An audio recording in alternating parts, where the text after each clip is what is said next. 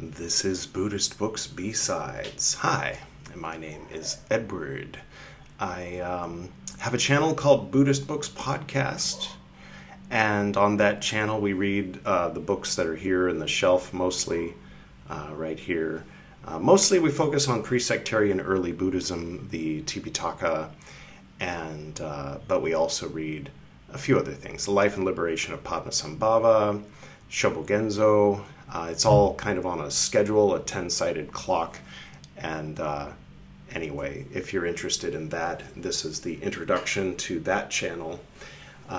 Whereas this is simultaneously part one of the 14 Dalai Lamas, in which I'm going to read and comment on it. It just happens. I'll read something and I'll stop to talk. So if you want to read this book without hearing me interrupt and comment, then you can pick up a copy by searching for it.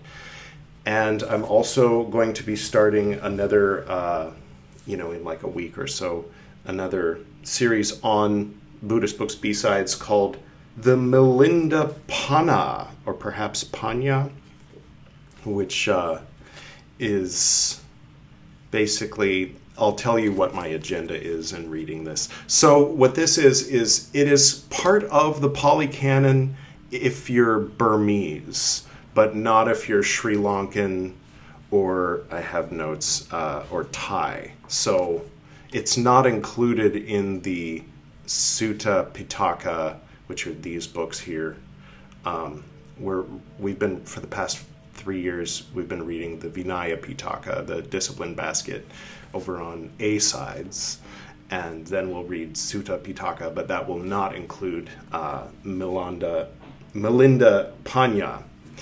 I want to read this. I just want to be upfront with you about my agenda, because this is basically about, well, it involves, as the central, figure, the audience.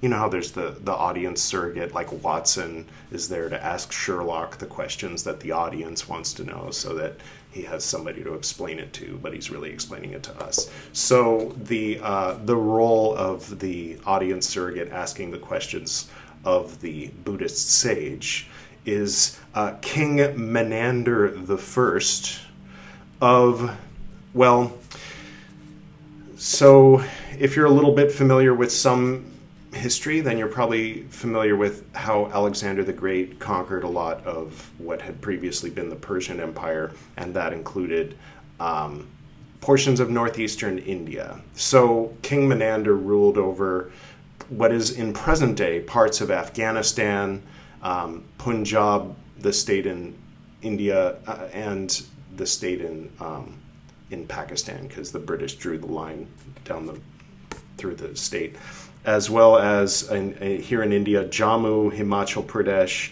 parts of Rajasthan, Gujarat, and so forth. So he was a Greek. And okay, just to be clear, people, even in 2026, there are people who think in terms of Eastern and Western, that there's Western things and there's Eastern things. And I would like to help blur the line between these two things on account of most people aren't aware, especially people who casually use East and West as if it were like, beyond just like a helpful way of saying, oh, well, in the West this and the East that, of like lumping things into these categories. The people who do that will probably generally agree that, well, what do you consider Western? Well, Western goes back to Greece, right? Yeah. Well, what about Buddhism? Is that Eastern or Western? Well, obviously that's Eastern. But 2,000 years ago-ish, 1900 years ago, there was a Greek king ruling northwestern India who was a devout Buddhist. That's it. That's the whole thing. So we're going to read the record of his conversation with the Buddhist sage Nagasena, or is that Did I get that right?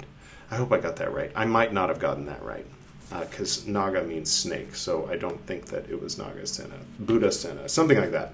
I apologize. I don't have it right in front of me. And the thing with B-sides is on A-sides, I do a lot of editing. I make things appear and disappear. If this were A-sides, I would have had a coin with King Menander the First on it appear somewhere on the screen so that you can see, oh, this is an old coin. So that's what we're going to be reading next week. But for today, I will begin reading the 14 Dalai Lamas. Now, I want to give credit, more or less, to one of my favorite channels. It's called The Jing Wu Show. And he's based in Hong Kong, from what I understand. And this particular video called How Tibet Ruled, in quotes, Mongolia, parentheses S, Mongolias, for centuries, parentheses until now, end parentheses. It's a really good video. I learned a lot watching that video. And it sounds like a very niche thing, like, oh, how weird. In addition to everything that, of course, everybody already knows about Tibet. They also, apparently, something to do with Mongolia. Yeah, no, I mean, it's a very deep connection, and it has to do with the beginning of the Yellow Hat Tibetan Buddhist monastic order, of which the Dalai Lama is His Holiness, I'm supposed to say, right? His Holiness, the Dalai Lama, is the head, and how the original... Well, I'll just recommend that you check out that video that I pointed to earlier. You can find it in the description. If you open out the description and scroll down, you find that. Be sure to subscribe to his channel and watch his other videos. Fantastic. He flies to places that he's talking about. So he'll do a very well researched report or about a subject, and then hop in a plane and go to the places he's talking about, and then learn as he goes and share that with us as well. And the channel should have a lot more subscribers than it does. For whatever reason, the YouTube algorithm isn't encouraging him as much as like Mr. Beast or whatever. All right, so yeah, the 14 Dalai Lamas, A Sacred Legacy of Reincarnation, forward by His Holiness the Dalai Lama, the 14th one, I assume. And it's by Glenn H. Mullen. So, yeah, I guess without further ado, I think that's enough of an introduction, right? Who wants to hear me go on and on and on? I'll go ahead and begin reading. Shall I read the acknowledgments? Yeah, why not? Read the whole book. So basically the formula is every 5 episodes of A-Sides Buddhist books, I'm going to do 1 episode of B-Sides. And then, so that's what we're doing here. Sorry about the fan sound. If you're hearing the fan of this computer back here, it started doing it just recently. I opened it up and sprayed it with air and everything, and it's still doing it. And I don't know. Since I record, I don't like the noise pollution of a loud computer fan, so I might have to have somebody look at that. But, okay, so this was, it says First Jaiko Impression 2008. I don't know what that means. Third Jaiko Impression 2013. No part of this book may be reproduced or utilized in any form or by any means, electronic or mechanical, including photocopying, recording, or by any information storage and retrieval system without permission in writing from the publishers. Okay, so this isn't like a free book on tape. That's what they used to call it, audiobook. I'm not doing a free audiobook. I'm just going to read small portions of this book and comment on them and do that until I finish reading the book. So hopefully no one will have a problem with that, and also that's perfectly legal. So here we go. Acknowledgements. This book is the product of many years of involvement with Tibet's spiritual culture. This began with informal reading and study as a young man, and then culminated in my traveling to Himalayan India in 1972 and remaining there in formal Buddhist training for a period of 12 years. First at the Buddhist, I know it's Buddhist, but I just, after 47 years of saying Buddhist, I can't make myself pronounce it affecting a Hindi accent, so please forgive me for that. I'm going to pronounce it like a Californian. Most words. So that's my disclaimer. I know it's wrong, but that's what we're doing here. Continuing.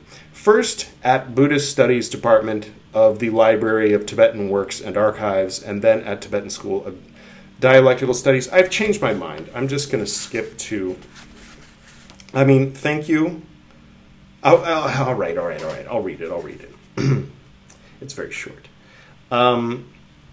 Formal Buddhist training for a period of 12 years, first at Buddhist Studies Department of the Library of Tibetan Works and Archives, and then at the Tibetan School of Dialectical Studies. During this period, I had the honor and privilege of receiving teachings, initiations, and transmissions from some 35 masters from the various schools of Tibetan Buddhism. Foremost among these were Kyabje Ling Dorje Chang, I'm sure I'm not pronouncing that correctly, and Kyabje Trijang Dorje Chang, the two principal gurus of His Holiness the Dalai Lama. These two masters were grandfatherly figures in my life, embodying all things good in Tibetan culture and in Buddhism, as well as every noble quality of the human spirit. Their passing in the early 1980s left a void that can never be filled. The present volume is therefore dedicated to their memory. Over the past 2 decades, I have written approximately a dozen books on the lives and teachings of the various Dalai Lamas. Most of these were published by Snow Lion in Ithaca, New York. I would like to thank Jeff Cox and Sydney Piburn, my 2 old friends and editors at Snow Lion, for their permission to incorporate a few materials from those many books here. The many years that I spent poring over Tibetan manuscripts during my studies in Himalayan India involved the guidance of Tibetan mentors and friends too numerous to list in full. Nonetheless, the most important of them should be mentioned here. 3 of these were incarnate lamas: H.E. Dobum Tolka, H.E. Amchok Tolka, and H.E. Sharpa Tolku. Some were learned monks carrying the Geshe degree, such as Geshe Nawang Dargyi, Chomze Tashi Wangyal, Geshe Tubten Tsering, and Geshe Tenpai Gyaltsen. Others were lay scholars, including Lobzang Norbu Nisanawa, Sepak Rigzin, Lobsang Dawa, Tubten Jampa, and Lobzang Chompel. More recently, during the immediate preparation of this book, 2 Tibetan Lamas showed special kindness to me, offering guidance, advice, and technical assistance. Geshe Lobzang Tenzin Negi, Ph.D., and Geshe Yeshi Pelgye. The former is the director of the Loseling Institute in Atlanta, which is an affiliate of Emory University and has been a very dear friend for many years. The latter manages Tibetan traditions in Atlanta and consults on the interests of Drepung Loseling Monastery in America. North, South, Central? Never heard of the place.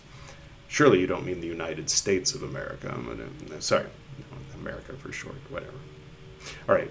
Geshe Yeshi Pelgye, in particular, was especially considerate, helping me with the biographies of the 4th, 5th, and 6th Dalai Lamas. Geshe Drakpa Kelsang contributed to the chapter on the 9th to 12th Dalai Lamas, all of whom were short-lived. I would like very much to thank my editor, Valerie Shepard, as well as Harmon Houghton, Marcia Keegan, Marcia Keegan, and the staff of the Clear Light Publishers for their patience and perseverance on this project.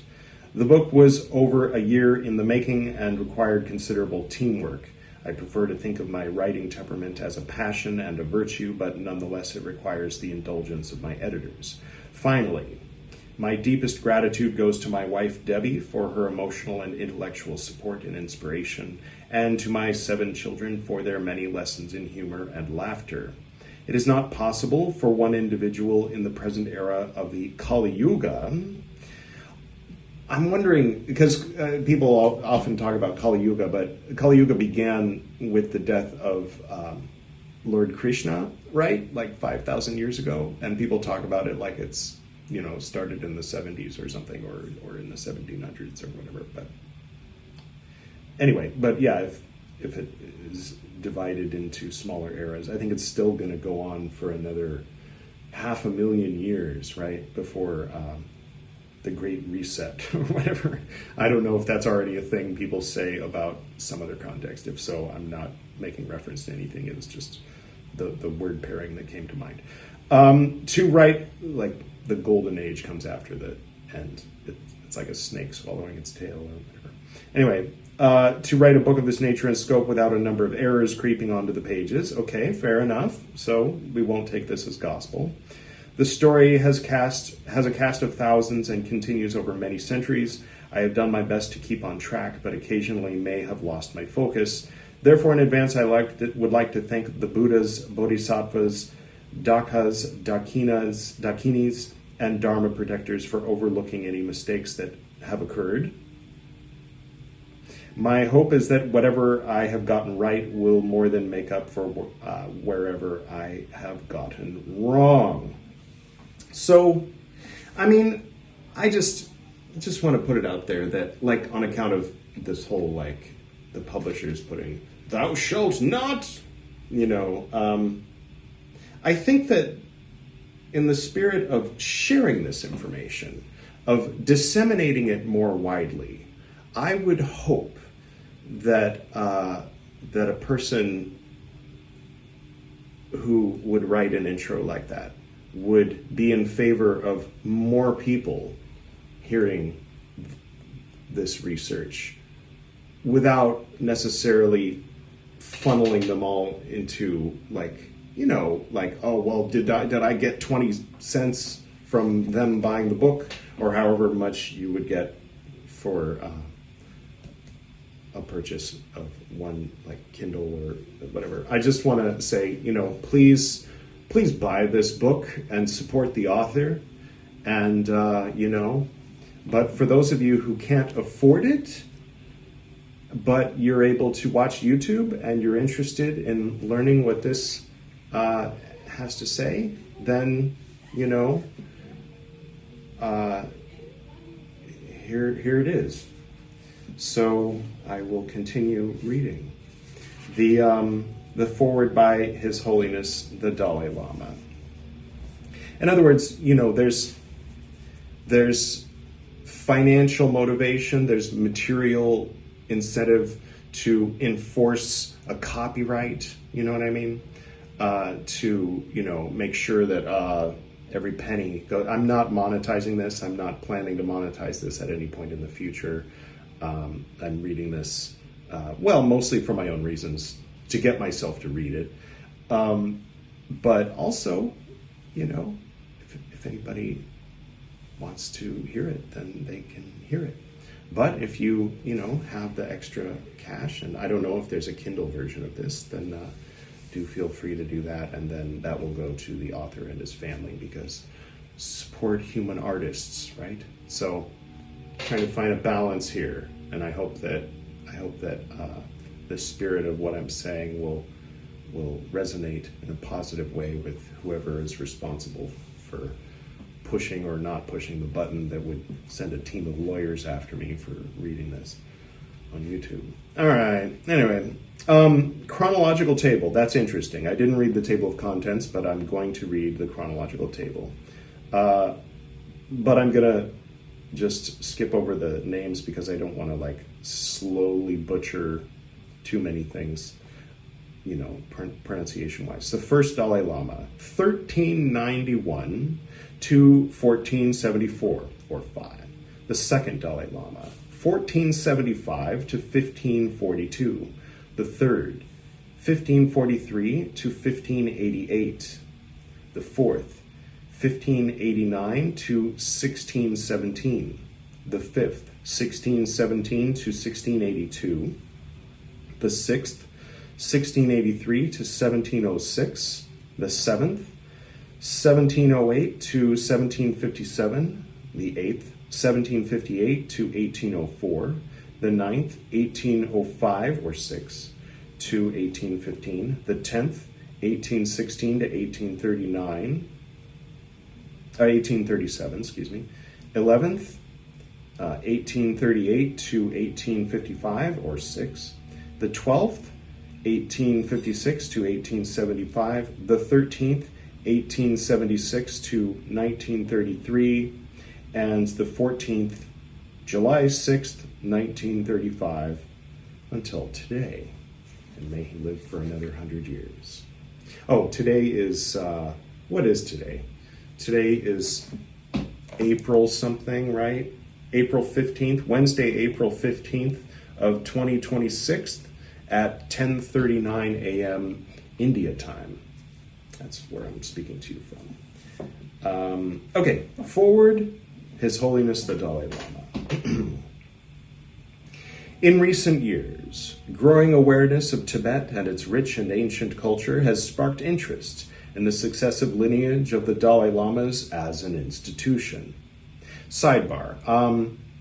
My dad raised me with a Tibetan Buddhist practice and sense of religious identity, but I had never heard of the Dalai Lama until I was a teenager, so it was a rather embarrassing moment for me to, in other words, my dad was, he had a guru named Andrew de Pisano, and I, later in life, because my dad died when I was a teenager, and so I went around and I ended up tracking down the other former students of Andrew de Pisano because he had passed away years before that, and interviewing them. So I interviewed them all on a podcast called the Esoteric Nerd Podcast to find out more about who this person was that, because when I was 5 years old, I didn't question these things.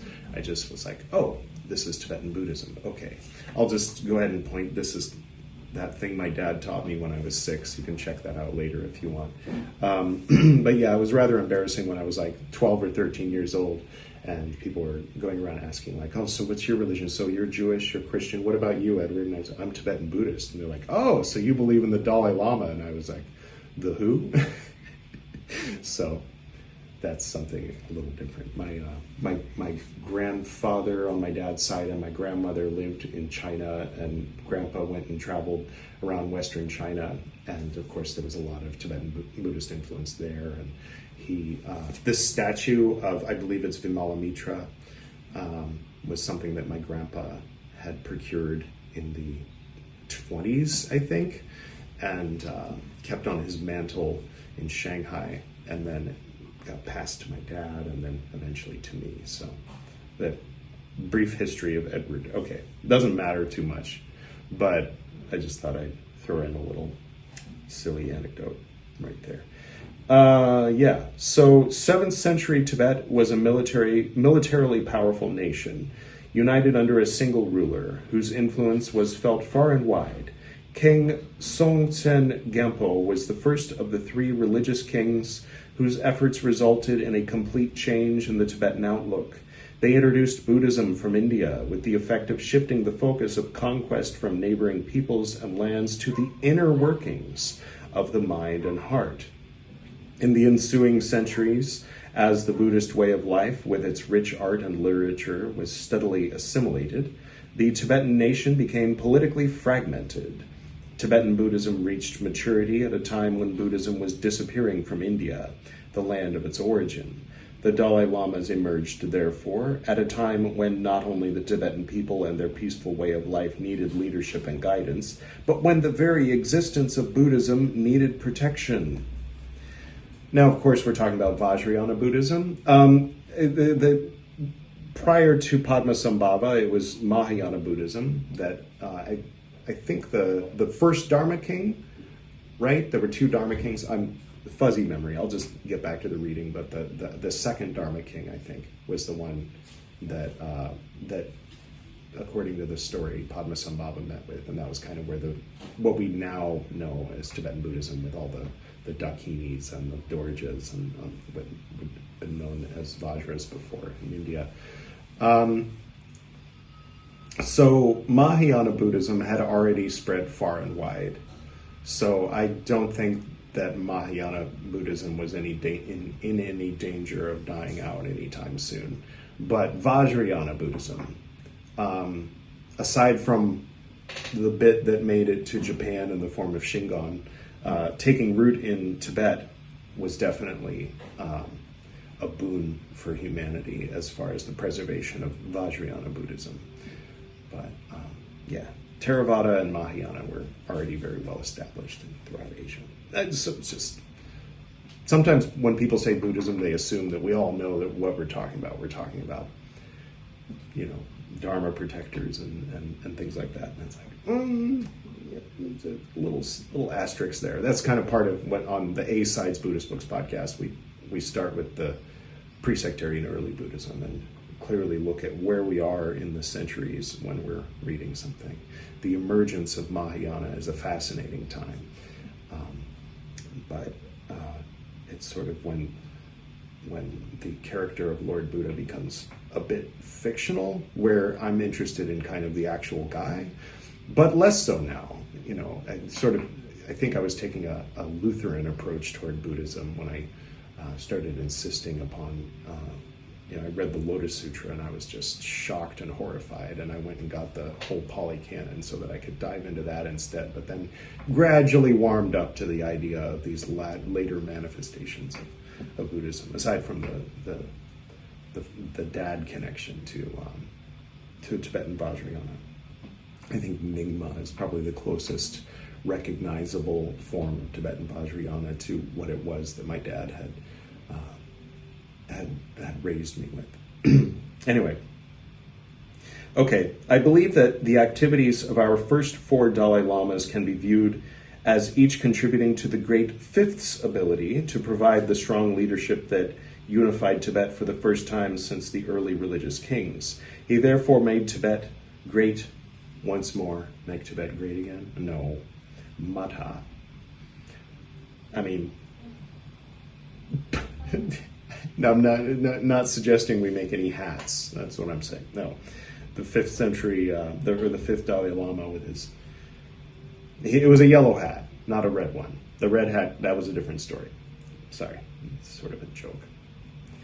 I'll keep reading. Some things might be, I think a lot of people who are already experts sometimes will tune in to Buddhist Books podcast and sort of criticize it or, raise an eyebrow at it, but it's really not for them. It's more for the people who are kind of just starting out and only know about Buddhism from memes or from their one friend who's like way into Zen Buddhism, so I kind of want to there's a variety. It's a beautiful, sort of orchestra of different perspectives, all of which orbit around like the center of this mandala. Well, the center of this mandala is in Tibetan Om, but using the metaphor, it orbits around the Four Noble Truths and the Eightfold Path and the teachings of Siddhartha Gautama, Lord Buddha, I think he called him that. There used to be only one. Can you believe that? Continuing. Right. He therefore made Tibet great once more and inaugurated a great religious and secular form of government. Now, I'm curious. I have some books on Bhutan, too. I got to visit them as well.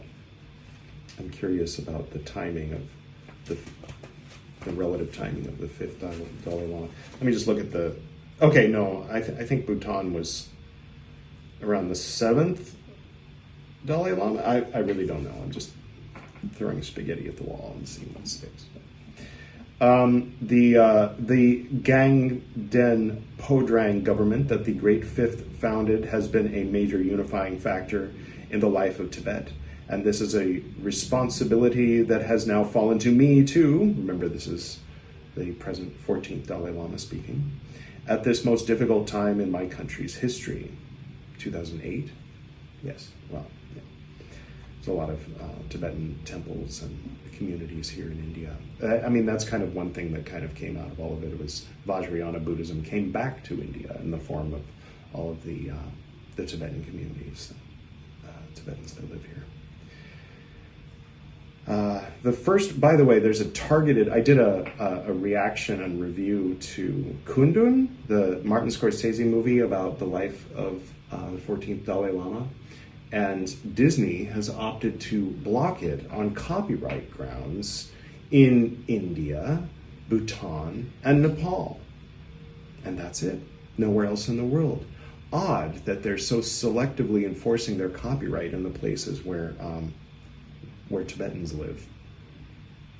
Surely has nothing to do with Disney's financial relationship with Anyway, okay, where were we? The first Dalai Lama, did I read that? Mm-hmm.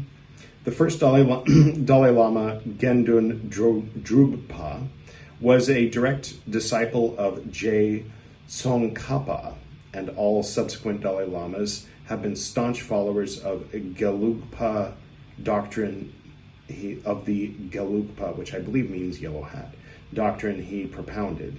It is noteworthy, for example, that of the standard set of 8 editions of the stages of the path, or Lam Rim, 3 were composed by Tsongkhapa himself, 2 were written by Dalai Lamas, Essence of Refined Gold by the 3rd Dalai Lama, and the transmission of Manjushri by the 5th.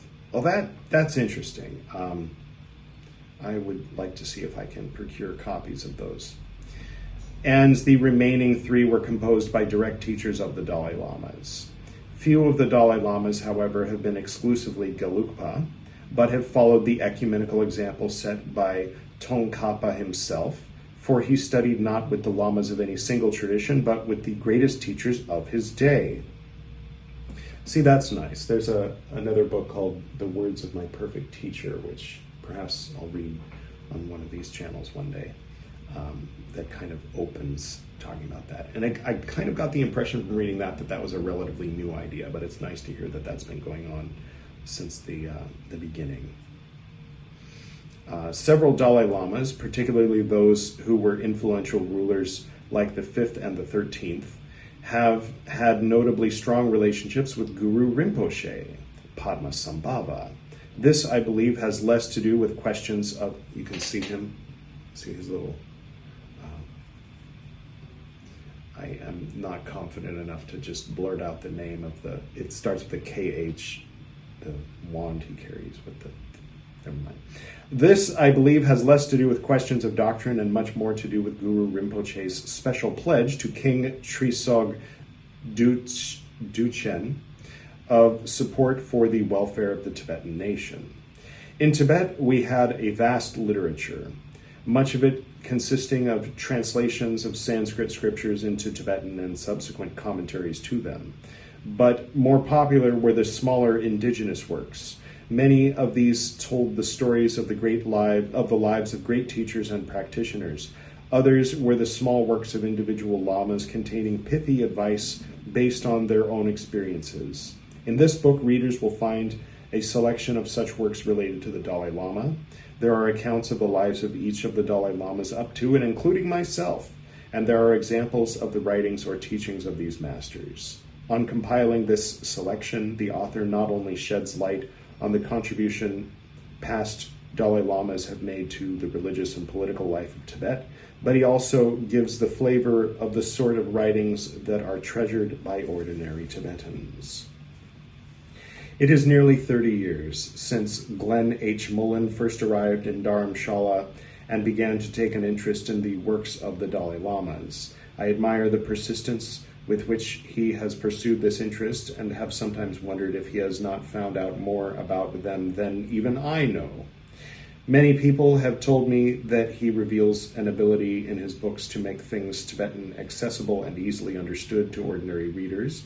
Therefore, I welcome this volume that is the first to give some account of the lives of all the Dalai Lamas, along with examples of some of their works. I pray that readers will find here some inspiration in their own quest for inner peace. I hope, too, the book will yield some appreciation of the role that the Dalai Lamas have played in the history of Tibet and how important that history has been in the living transmission and practice of the fruitful spiritual tradition that is Tibetan Buddhism. Tenzin Gyatso, the 14th Dalai Lama, and there's his signature.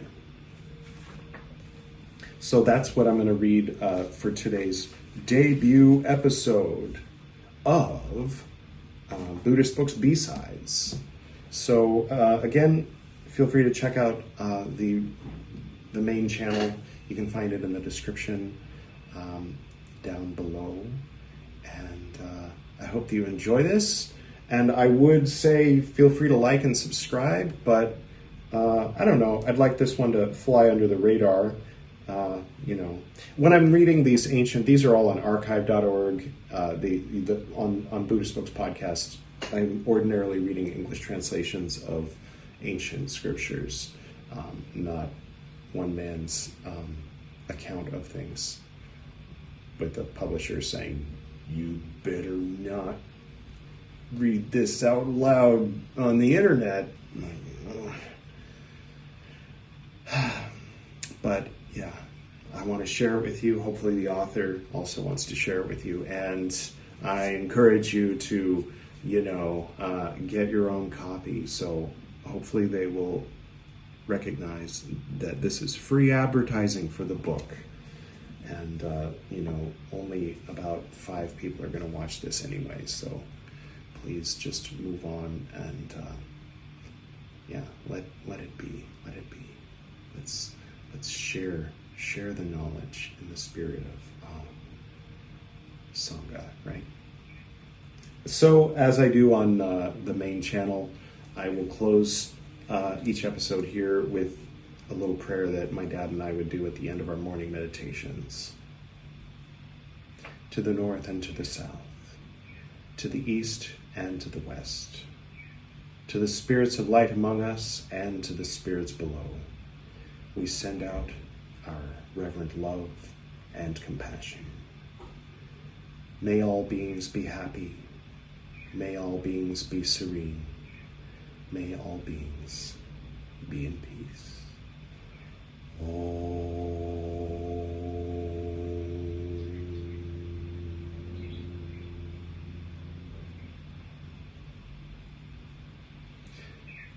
Until next time.